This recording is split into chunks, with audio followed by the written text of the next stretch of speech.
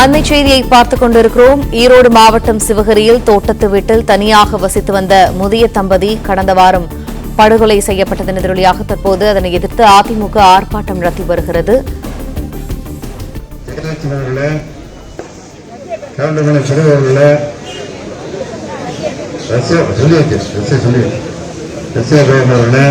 சந்திரன் ID Gopal அவர்களே,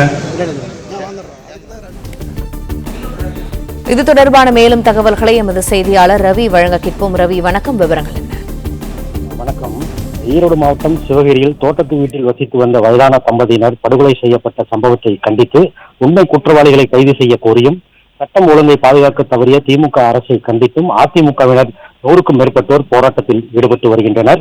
ஈரோடு மாவட்டம் சிவகிரி அடுத்துள்ள மேகரையான் தோட்டத்தில் தனியாக வசித்து வந்த விவசாய தம்பதியினர் ராமசாமி கவுண்டர் மற்றும் அவரது மனைவி பாக்கியம் படுகொலை செய்யப்பட்டு 12 பவுன் தங்க நகை கொள்ளையடிக்கப்பட்ட சம்பவம் தமிழகத்தில் பெரும் அதிர்ச்சியை ஏற்படுத்தியது.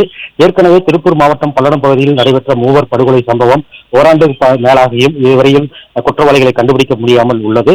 தற்போது சிவகிரியில் வயதான தம்பதியினர் கொலை செய்யப்பட்ட சம்பவத்தை தொடர்ந்து சேலம் கோவை சரக டிஐஜி மற்றும் ஈரோடு மாவட்ட காவல்துறையினர் 12 தனிப்படைகள் அமைக்கப்பட்டு 300க்கும் மேற்பட்ட காவல்துறையினர் தேடுதல் பணியில் ஈடுபட்டு வருகின்றனர். இந்த இரட்டை கொலை சம்பவத்தை பல்வேறு அரசியல் கட்சியினரும் கண்டித்து போராட்டத்தில் ஈடுபட்டு வருகின்றனர்.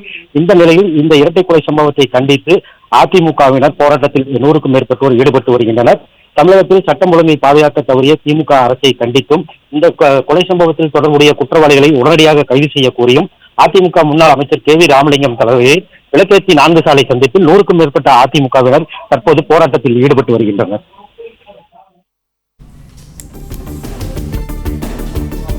நன்றி ரவி, தகவல்களுக்கு. பிளே ஸ்டோர் மற்றும் ஆப் ஸ்டோரில் இருந்து பாலிமர் செயலியை QR கோடு மூலம் பதிவிறக்கம் செய்யுங்கள். செய்திகளை உடனுக்குடன் பெறுங்கள்.